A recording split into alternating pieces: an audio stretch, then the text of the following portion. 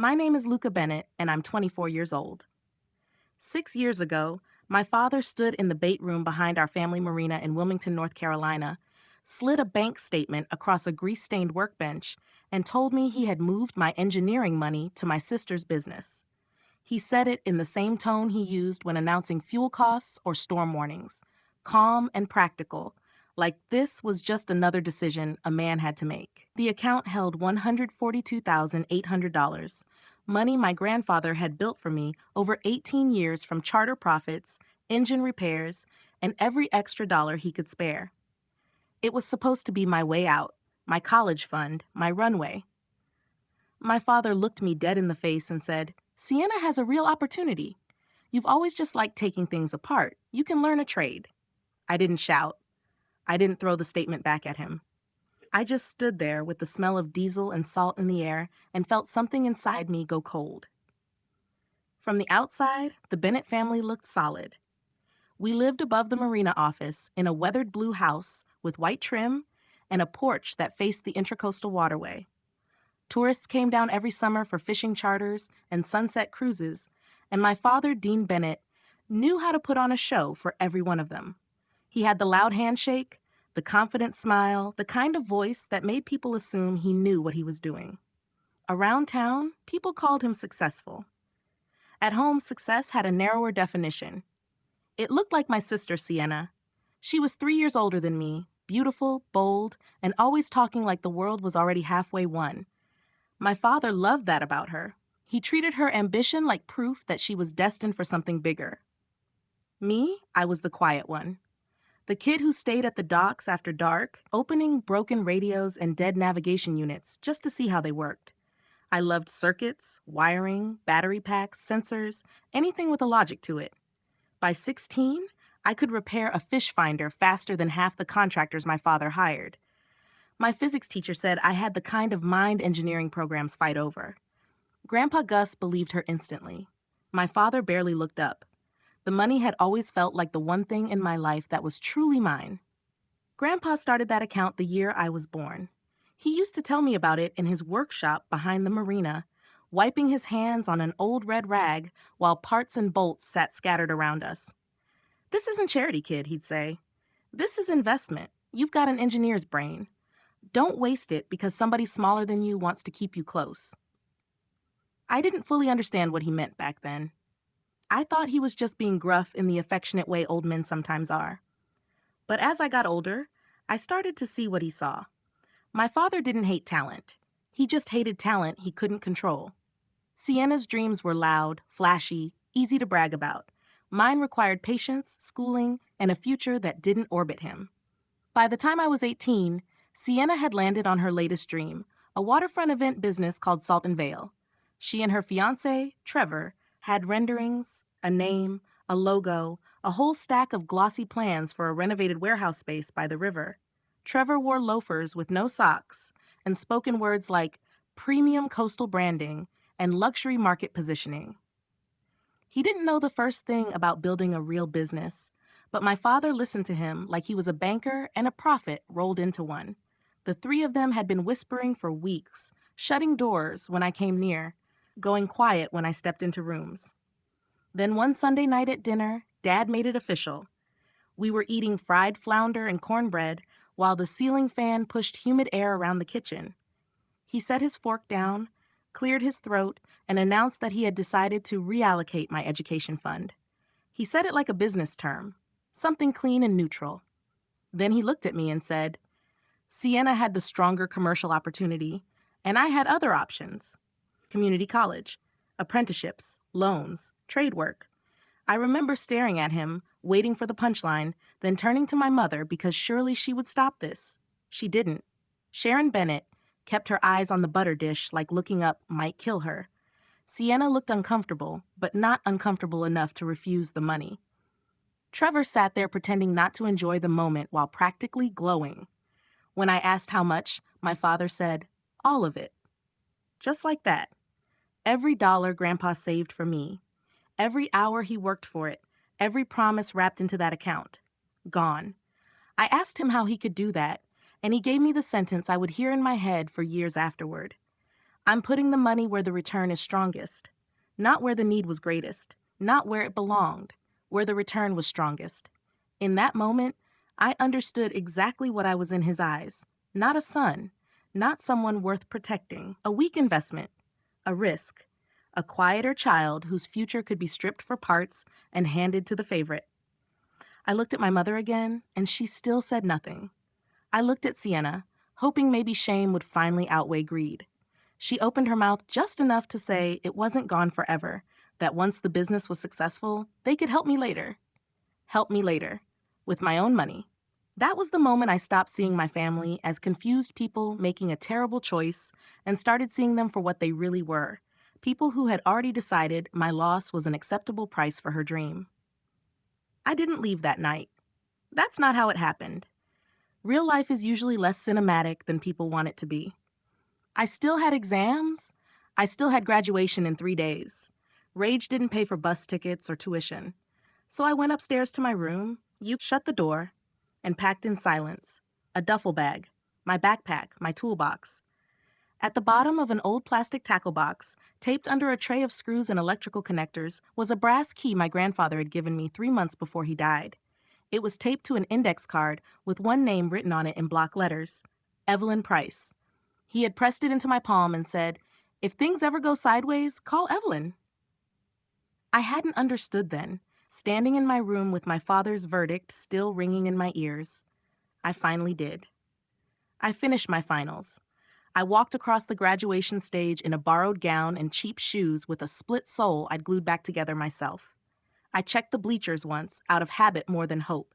My family wasn't there. Dad had driven Sienna and Trevor to Raleigh to meet vendors for their venue. Mom texted me 2 words before the ceremony started. "Proud of you." I stared at the message until my vision blurred. Then I locked my phone and put it in my pocket.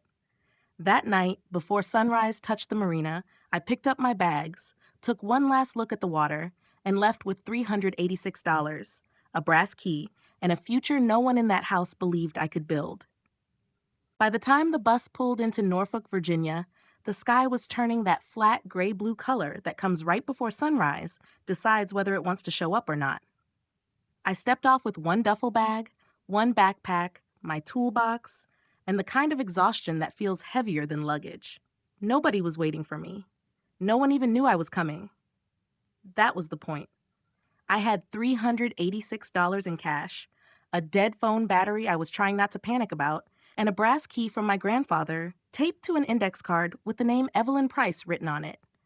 I remember standing near the terminal with the salt air hitting my face and realizing that for the first time in my life, every bad thing that happened next would be mine. But so would every good thing. There was something terrifying about that. There was also something clean. The first place I stayed was a half-room in a second-floor apartment rented out by a welder named Nico. I found it through a handwritten flyer pinned to a corkboard at a marine supply shop. The room wasn't even really a room, just a section of a bigger space separated by a cheap folding divider and a curtain that didn't quite reach the floor. The window rattled when trucks passed on the street below, and the mattress dipped so badly in the middle it felt like sleeping in a shallow grave. But it was $120 a week, and Nico didn't ask questions. That mattered more than comfort. I told him I was looking for work and classes. He nodded once and said, "Pay on Fridays, don't touch my tools, and if you eat the yogurt with my name on it, I'll know." It was the closest thing to kindness I expected from the world at that point, and weirdly, it was enough. I got a job at a marine supply warehouse 2 days later. The supervisor hired me because I showed up early, lifted without complaining, and knew the difference between a bilge pump switch and a depth transducer without having to Google it. The pay was bad, the hours were worse, and by the end of every shift, my shirt was soaked through with sweat and warehouse dust. I stacked propeller boxes, unloaded pallets, mopped oil off concrete, and learned how long a body can keep moving once pride becomes more useful than rest. At night, I sat on the edge of that collapsing mattress and counted my money like it was oxygen. Rent, food, bus fare. If I spent $4 wrong, I felt it for 3 days. And through all of it, I kept touching that brass key in my pocket like it might suddenly turn into an answer. I waited nearly 2 weeks before I called Evelyn Price. I wish I could say I held off because I was being strategic, but the truth is simpler and uglier. I was scared. Grandpa had said to call her if things ever went sideways, and now they had gone so sideways I was standing in a laundromat with a roll of quarters and no real plan. Calling her meant admitting that I had officially run out of family and luck at the same time. But one Tuesday morning, after checking my bank balance and seeing a number so low it made my throat tighten, I stepped outside the warehouse on my break, borrowed a charger from a guy named Malik, and made the call. Evelyn Price answered on the third ring. Her voice was crisp, controlled, and sharper than I expected from someone my grandfather's age.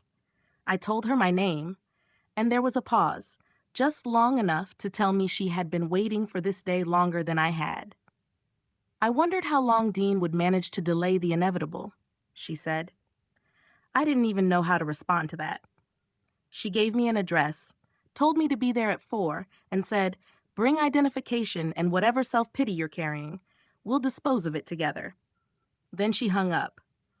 I actually stood there in the alley behind the warehouse staring at my phone, too stunned to move. It was the first time since leaving Wilmington that someone had spoken to me like I was a problem worth solving instead of a mistake worth correcting.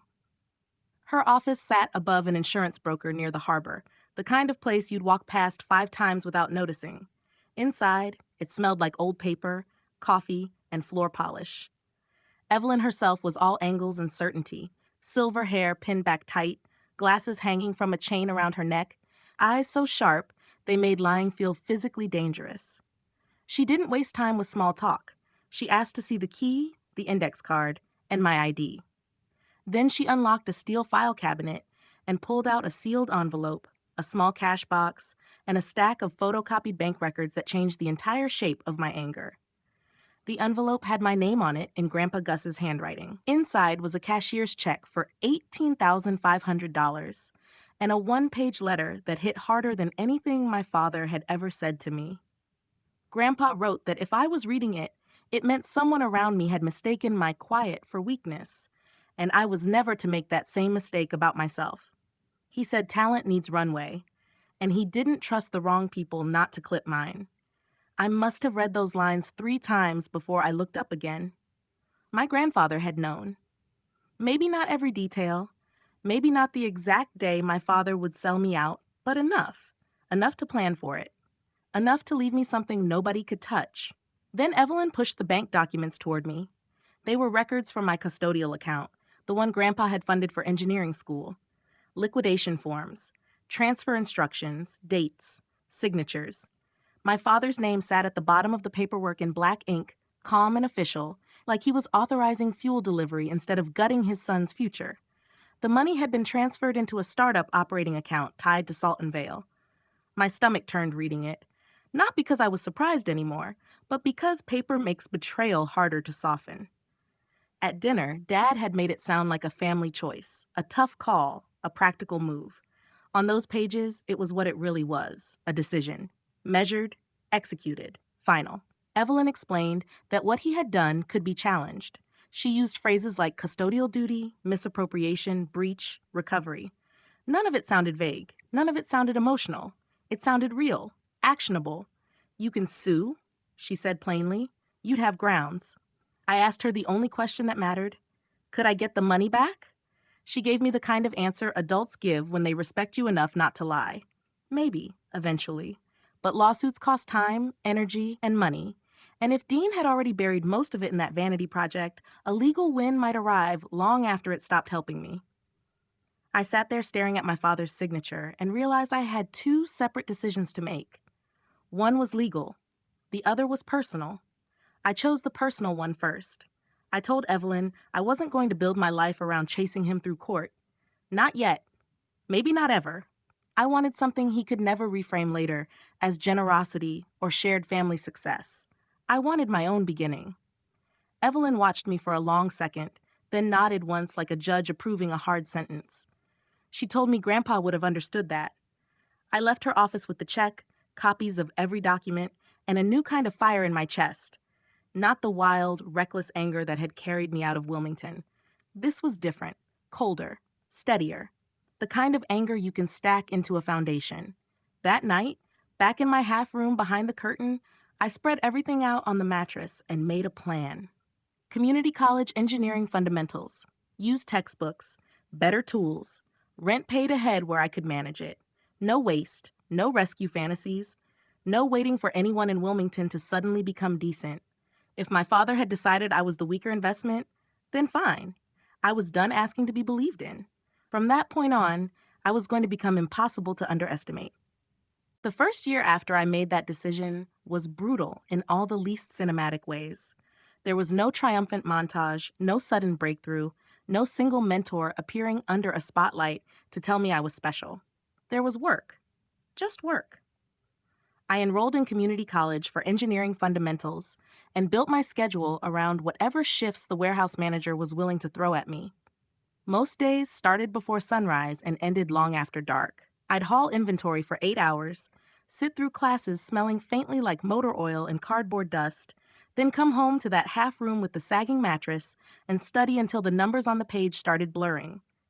I lived on gas station coffee, peanut butter sandwiches, and the absolute refusal to let my father's opinion become a prophecy. That was the whole engine for a while. Not hope, not passion, spite with structure. But somewhere in the middle of that grind, something started changing. My grades weren't just good, they were undeniable. Circuit theory clicked, material science clicked, fluid systems, power loads, fault tracing, all of it made sense to me in a way people spend years trying to fake on resumes. I wasn't guessing.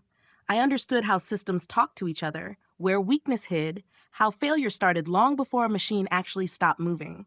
At the same time, I began picking up repair jobs on weekends at small marinas around the Norfolk area. Word spread fast when you were cheap, fast, and didn't leave behind excuses. An old dock manager named Frank started calling me the autopsy kid because I could look at dead equipment and tell you not just what broke, but why it broke, what had been ignored, and what was going to fail next if nobody fixed the deeper issue. I liked that. It meant I wasn't just patching damage. I was learning how to see patterns. That's how Tessa Rowan found me. Or maybe more accurately, that's how she caught me. I was at a workyard outside Portsmouth on a cold Thursday afternoon, crouched beside a corroded sensor housing that a tug platform had written off as defective. The manufacturer had quoted them 3 weeks and a replacement cost nobody wanted to pay. I had the casing open, gloves off, hands numb from the wind, tracing a moisture intrusion problem that should have been obvious to whoever designed the unit in the first place. I heard boots crunch on gravel behind me, but I didn't look up right away. When I finally did, there was a woman in a navy field jacket watching me like she was trying to decide whether I was reckless or useful. She was probably in her early 40s, windburned cheeks, dark hair pulled back, no patience anywhere on her face. "You with the yard?" she asked. "No," I said. "Just the repair." She stepped closer, looked at the unit in my hands, and asked, "Who taught you to chase the failure upstream instead of replacing parts until the invoice gets fat?" I told her my grandfather. Then I added, "And bad engineering." She laughed once, short and sharp. Good answer. Tessa ran systems operations for a maritime tech company that built monitoring and resilience equipment for docks, barges, and coastal facilities. She asked me 3 more questions, each one harder than the last, about power isolation, seal failure, and remote diagnostics. I answered all 3 without trying to impress her, because I'd learned by then that competence sounds better when it isn't begging to be noticed. At the end, she handed me a card and said, "Come in Monday if you're serious. Junior Field Tech. Don't wear a suit." I stared at that card for a full minute after she walked away. That offer didn't feel like luck. It felt like the first clean consequence of all the work I'd been doing in rooms nobody cared about. Working under Tessa changed my life. But not because she rescued me. That distinction matters. She didn't come in like a savior and tell me I was meant for more. She gave me harder problems, higher standards, and a paycheck attached to actual responsibility. I spent my days crawling through dock systems, testing hardware in ugly weather, diagnosing failures in salt-eaten equipment, and learning what happens when good designs meet bad conditions. At night, I kept taking classes. I was exhausted all the time, But it was a different kind of exhaustion than the warehouse. Back then, I was spending myself just to stay alive. Now I was spending myself to move forward. There's a difference. One empties you, the other builds capacity. Tessa also did something nobody in my family had ever done. She listened when I had an idea. Not every idea was good, and she told me that too, usually with language sharp enough to strip paint, but when something worked, she credited me openly. The first time she said in a meeting, that redesign was Luca's fix. I felt more seen in 6 seconds than I had in 18 years at home. Meanwhile, Wilmington was becoming the kind of cautionary tale small towns pretend not to enjoy. I didn't follow the details closely at first. I tried not to. But news has a way of crawling across state lines when your family has spent years performing success in public. Salton Vale, the real opportunity that had been worth my future, was bleeding money almost from the beginning. Permit delays, contractor overruns, deposits mismanaged. Trevor apparently knew how to say luxury branding in 6 different ways, but couldn't manage a budget, a schedule, or basic honesty. Dad kept pouring money into the business because men like him can survive failure in private, but not embarrassment in public. The marina got leveraged. Lines of credit got stretched. My mother started doing bookkeeping again for extra cash. Sienna still posted filtered photos for a while, champagne flutes, dockside sunsets, captions about building dreams, but even from a distance I could tell it had gone from ambition to denial. My mother called once during that period. Just once. It was late, and her voice had that pinched, careful quality people develop when they've spent decades trying not to wake something dangerous. She asked how I was. I asked if she had known before that dinner that my father had already moved the money. There was a long silence. Then she said yes. Not loudly, not dramatically, just yes. That one word settled something in me that had been floating for years. Up until that moment, some part of me had still wanted to believe she'd been blindsided too, that fear had frozen her in real time. But no, she had known. She had stood there anyway. I didn't yell. I didn't accuse. I just thanked her for telling me and ended the call. Afterward, I sat in my apartment staring at the wall for a long time because truth can hurt more when it arrives calmly. By the time I graduated, I wasn't the kid who had arrived in Norfolk with a toolbox and a brass key anymore.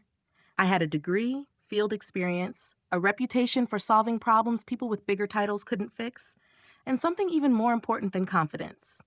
I had evidence. Real, earned evidence that my father had been wrong about me in every way that mattered. And right around then, Tessa and I started having the kinds of conversations that change lives. The dangerous ones. The ones that begin with frustration and end with possibility. We were sitting in a service truck after a 12-hour storm response job, soaked through, half delirious with fatigue, when she looked at a failed system we both knew should have been designed better and said, if we built this ourselves, we could do it right. I turned and looked at her. She was serious. I knew she was serious because there was no drama in her voice. Just math. Practical. Clean. The kind of tone my father used to justify stealing from me. Only this time, the calculation included my future instead of erasing it. That was the moment Tideline Systems stopped being an abstract dream and became the next thing I was willing to risk everything for. By the time Tideline Systems officially existed on paper, I was 23 years old and had already lived 3 separate lives. The first was the one in Wilmington, where I was the quiet son in the background, while my father built his world around my sister's reflection. The second was survival, the Norfolk years of split rent, warehouse shifts, late-night studying, and learning how to become useful enough that nobody could dismiss me twice. The third began the day Tessa and I signed the formation documents for the company. We started small, smaller than most people would call wise. 2 folding tables, a leased industrial bay near the water, 3 laptops, 1 soldering station, whiteboards stained with old marker, and a stack of hardware prototypes that looked like failure waiting for a name. But those prototypes worked. Not all at once, not elegantly, and not without 100 setbacks that made me want to put my fists through drywall. But they worked. We built storm-resilient dock monitoring systems, remote diagnostics modules, water-level alert units, the kinds of tools coastal operators actually needed, and most polished companies never bothered to design properly, because the work wasn't glamorous enough. Useful pays, though. Useful survives. Within 18 months, one port contract became 3, then a state emergency management pilot, then a major resilience package for 2 commercial harbors. Suddenly, the company that began with folding tables had employees, payroll, a test bay, a real boardroom, and my name etched in brushed steel beside Tessa's on the second floor wall. The article that changed everything ran on a Thursday morning. A regional business journal profiled Tideline after we landed a multi-million-dollar coastal infrastructure contract.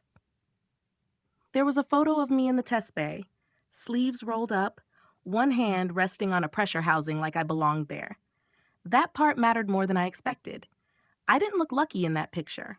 I looked like what I was, someone who had built a life from skill, fatigue, and refusal. I read the article twice, sent it to Evelyn with a one-line message that said, "Grandpa was right," and went back to work. What I didn't know yet was that old neighbors in Wilmington still talked, and that success travels fastest to the people who once bet against you. My assistant knocked on the glass wall of my office just before noon and told me there were 3 visitors downstairs who didn't have an appointment. "They say they're family," she said carefully. For a second, I honestly thought I'd heard her wrong. Family. It sounded like a word from a language I used to speak when I was younger and more foolish. My body knew before my mind did. My stomach went cold. My jaw tightened. Every memory I had spent years stacking into order came loose all at once. I could have refused to see them. Maybe that would have been easier. But easy and right are cousins at best, and I had not come this far to hide from people who only felt brave when I was smaller than them. So I told her to put them in the boardroom. When I walked in, my father was standing at the window with his hands behind his back, like he was inspecting a property he was considering buying. That alone told me everything. Even here, in my building, surrounded by work he did not understand and success he had not helped build, Dean Bennett's first instinct was still possession. My mother sat near the end of the table clutching her purse with both hands, shoulders folded inward, like she was already bracing for impact. Sienna sat beside her in a cream blazer and too much expensive-looking jewelry for someone whose life I had heard was unraveling. She looked older than I expected, not in years, but in wear. I stood at the other end of the table and said nothing at first. Let them feel it. Let them sit in the fact that I was no longer a boy waiting for permission to speak. My father turned, put on the same polished expression he used on customers and church members, and said, "Well, I knew you'd land on your feet." That line almost made me laugh, not because it was funny, but because it was so perfectly him. No apology, no surprise, no ownership, just a revision of history where my survival somehow confirmed his judgment instead of exposing it. I took my seat and asked why they were there. Sienna answered first, and I'll give her this much. At least she didn't bother wrapping desperation in sentiment. She said they needed help. The marina loan was upside down. The storm repairs had cost more than expected. The county was involved over permits and structural issues. Dad had borrowed against everything, trying to keep the place afloat after Salt and Vale collapsed, and Trevor disappeared from the marriage and the business in the same year. She said maybe Tideline would want to invest in the marina, partner on redevelopment, or buy it outright in a way that keeps it in the family. The phrase landed in the room like a bad smell. In the family. Suddenly I was family again, because I had something they needed. My father leaned in after that, all business-like confidence, talking about waterfront value, long-term opportunity, strategic positioning, as if this were a real corporate conversation, and not the wreckage of his own choices laid at my table. He even said it would be a chance for me to come back where I belonged. That was the moment I stopped seeing a father in front of me at all. What sat across from me was the same man from 6 years ago, just older and more cornered.